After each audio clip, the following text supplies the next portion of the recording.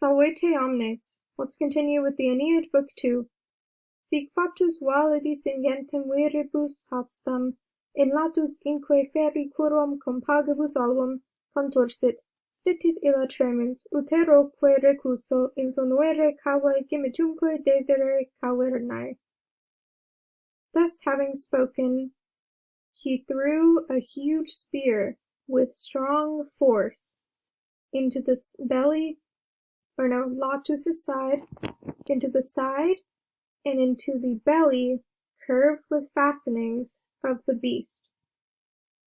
That spear, illa hasta, that spear stood trembling, and the hollow caverns resounded with the belly having been struck, and the hollow caverns gave a groan.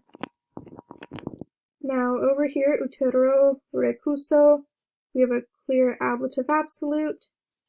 Up here in the first line we have A, B, which is known as synthesis, interlocked word order. And remember, thus having spoken, who is the one who just spoke? It was Laocoon. He just gave that big speech about how you should not trust the horse, Trojans. He fears the Greeks, especially Greeks bearing gifts. So then he tosses a spear into the side and into the belly curve of fastenings of the beast.